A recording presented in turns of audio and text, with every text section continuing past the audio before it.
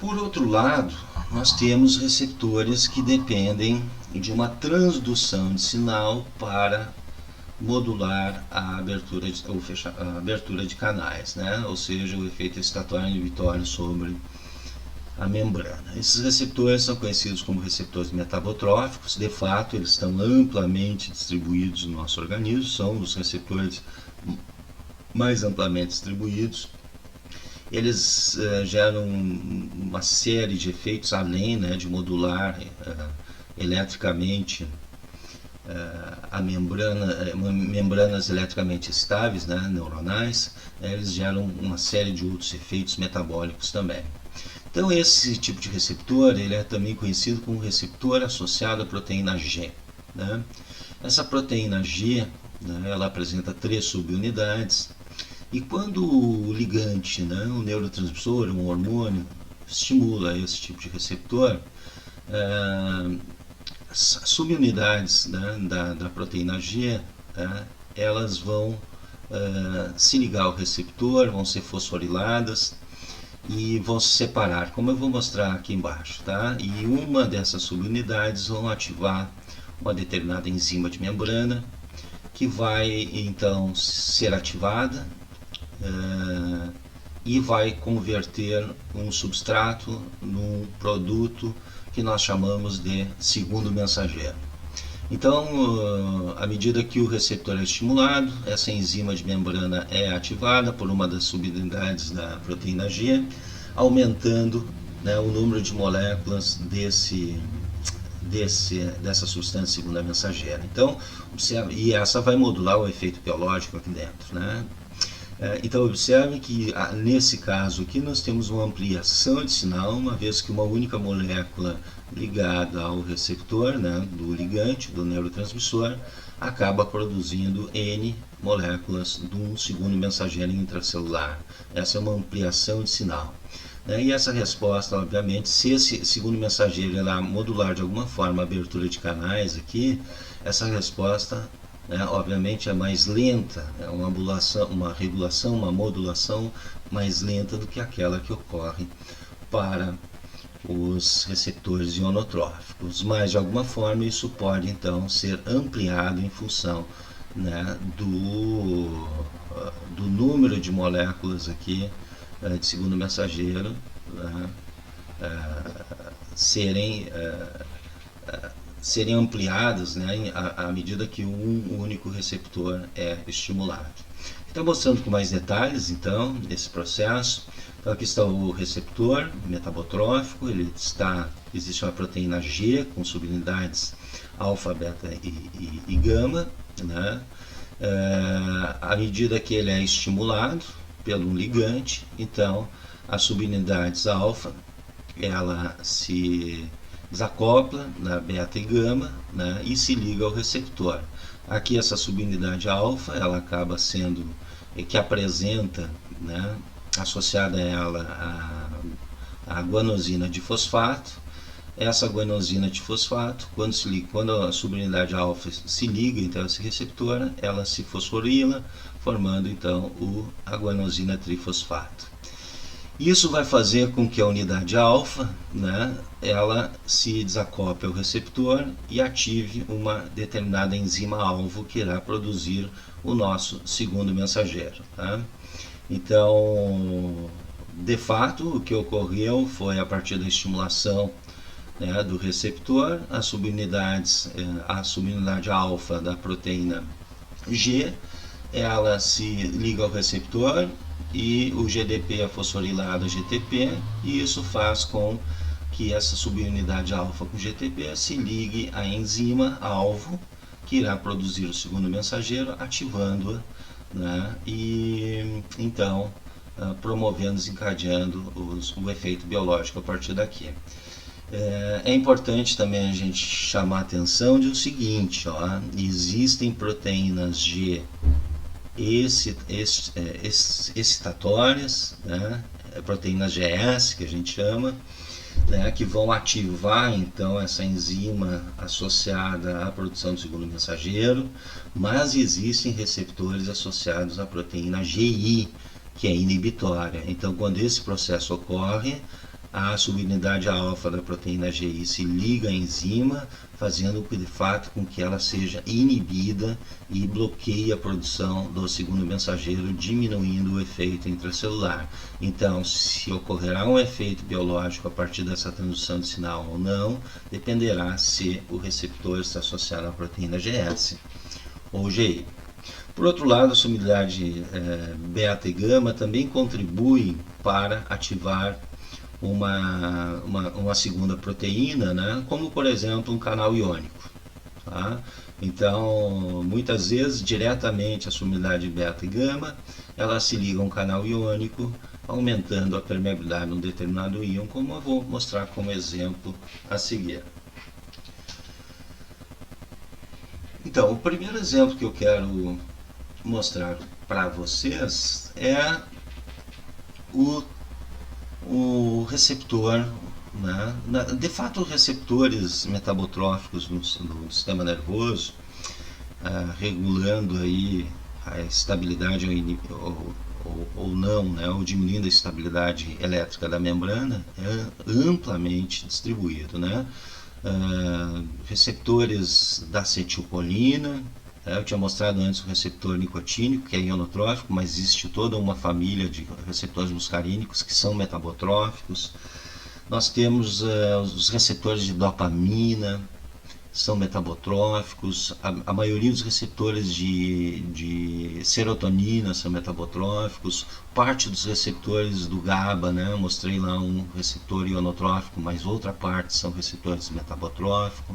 Todos os receptores da noradrenalina ou norepinefrina, que também respondem à adrenalina, né, são receptores metabotróficos. Então aqui eu botei um exemplo de um receptor metabotrófico da noradrenalina que vai modular a abertura de canais de cálcio. Aqui não está mostrando cálcio, mas esse é um canal voltagem dependente de cálcio, tá? Que também é modulado por sua fosforilação, né? A abertura dele, ele aumenta o tempo e a frequência de abertura à medida que é fosforilado. E isso tudo ocorre a partir então da estimulação desse receptor pela noradrenalina ou por outro ligante seletivo. Esse aqui seria o receptor chamado de beta-adrenérgico, ou melhor, beta-1 adrenérgico. Isso também, por exemplo, está presente no músculo cardíaco, né? Modulando o efeito excitatório, tanto na força de contração do músculo quanto na frequência de disparo de potencial de ação no miocárdio. Então, a partir da ligação aqui da nossa noradrenalina, né, sobre o receptor beta-1, nós teremos um efeito, vai culminar no efeito excitatório, no efeito NUMPEPS, né? Então, essa aqui é um receptor associado à proteína G, aqui estão as suas subunidades. À medida que se liga aqui, a subunidade, então, o GDP nela é fosforilado, a GTP, e ela, né, se desvincula das unidades beta e gama e vai ativar, então, uma enzima responsável pela produção do segundo mensageiro. Essa enzima, no caso, então essa aqui é uma proteína GS, está ativando, então, a enzima, tá? Então, no caso, essa enzima é a adenilato adenilciclase, né, que vai hidrolisar ATP, adenosina trifosfato, numa forma cíclica de adenosina monofosfato, que nós chamamos pela sigla de AMP cíclico. O AMP cíclico é um dos segundos mensageiros mais estudados, mais conhecidos, mais amplamente distribuídos, né? E está associado, portanto, à estimulação de receptores metabotróficos. Retomando, à medida que há a estimulação do receptor, a nossa subunidade alfa aqui, que contém o GDP, né, esse GTP é fosforilado, a GTP, ela se desvincula da subunidade beta e gama. A subunidade beta e gama pode exercer um outro efeito, que aqui não está sendo colocado. Essa subunidade alfa, então, ela vai ativar a enzima de membrana, no caso a adenilciclase, que vai converter ATP em AMP cíclico. E o AMP cíclico, então, vai modular o efeito biológico como segundo mensageiro. Como eu disse antes, há uma ampliação de sinal, porque à medida que você tem estimulação de receptor, você pode formar várias moléculas de AMP cíclico. Um dos efeitos mais importantes do AMP cíclico é ativar proteínas quinases. Né? Proteínas quinases são proteínas que fosforilam proteínas de forma alvos, né? de forma seletiva. Então, no caso do meu exemplo aqui, que é um receptor beta-adrenérgico, a proteína quinase, ou PK, né, ativada será a PKA, né, a proteína quinase A, que, entre outros efeitos, quando ela é ativada, ela fosforila canais de cálcio voltagem dependentes, modulando, então, o aumento da permanência e da frequência de sua abertura, facilitando, portanto, a entrada de cálcio e favorecendo tanto a despolarização, né, quanto aqui no caso, se a gente falar de um músculo, favorecendo a contração muscular, já que o cálcio é um importante fator que promove o deslizamento dos miofilamentos de actina e miosina, né, permitindo, portanto, a contração. Então esse é um exemplo de PEPs gerado a partir de um estímulo de um receptor metabotrófico.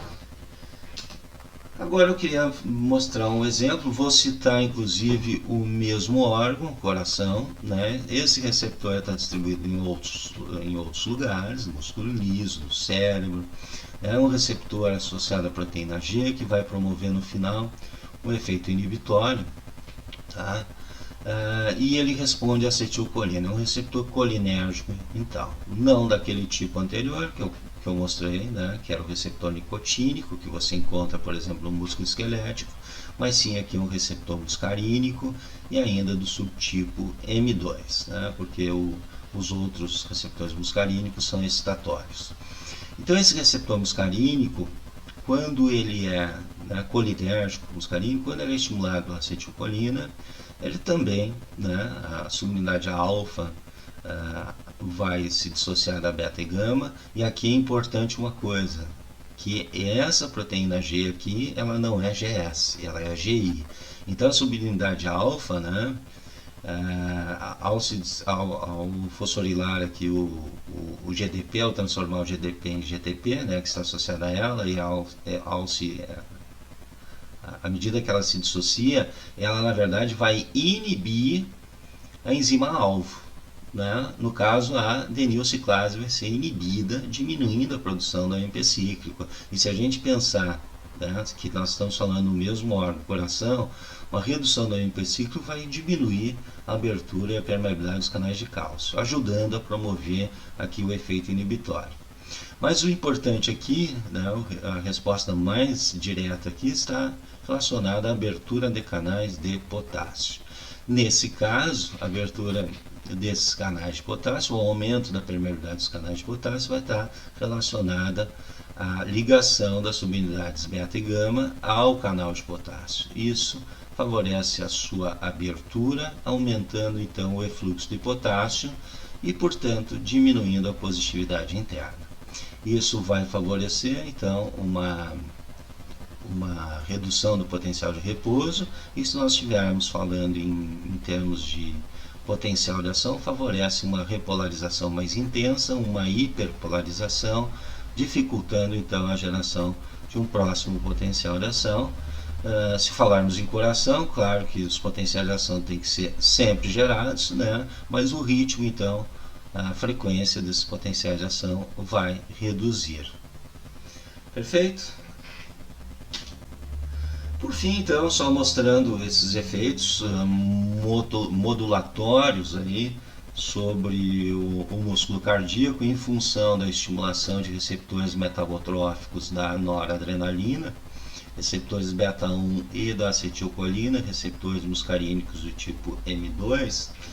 Se nós medíssemos ali, estivéssemos registrando o potencial de ação no nódo sinoatrial, né, no marcapasso cardíaco, uma liberação de noradrenalina, né, associada então à estimulação de nervos simpáticos sobre o miocárdio e a estimulação do receptor beta-1, iria aumentar o influxo de cálcio para o meio intracelular, né, gerando um efeito de encurtamento entre um potencial de ação e outro, né, ou seja, um aumento da frequência deles.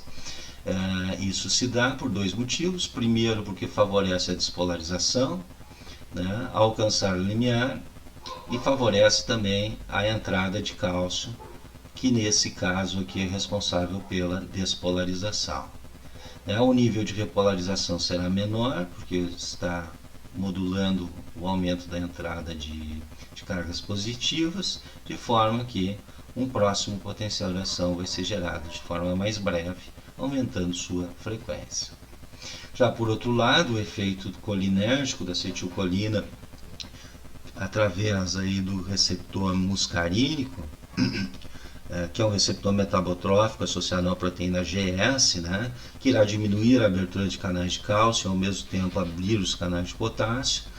O aumento da saída de potássio vai favorecer a repolarização, gerando então um efeito pós-potencial de ação aqui, ou pós-repolarização, um efeito hiperpolarizante, um potencial de repouso mais negativo, dificultando então a geração de um próximo potencial de ação, que nesse caso ocorre espontaneamente, porque a gente está falando no marca-passo, mas de qualquer forma esse é um estímulo inibitório, porque está desfavorecendo a geração de um potencial de ação. Claro que altas doses, no caso nível farmacológico, se nós aumentássemos os níveis de acetilcolina, nós poderíamos inclusive ter uma parada do ritmo cardíaco momentâneo de forma dose dependente. Isso se pode fazer, por exemplo, com a administração de anticolinesterásicos, que aumenta os níveis de acetilcolina. Mas essa é uma outra história. Então, por hoje era isso. Queria aí resumir com vocês as possibilidades associadas a um estímulo excitatório, um estímulo inibitório, neuroquimicamente modulado, tanto através de canais ou de receptores ionotróficos, permitindo então uma regulação rápida do início ou da inibição de potenciais de ação, bem como a modulação de sua frequência, além então de receptores metabotróficos que apresentam uma resposta mais lenta, mas que, por outro lado, é ampliada em função da geração de segundos mensageiros. Então era isso. Até a próxima. Um grande abraço.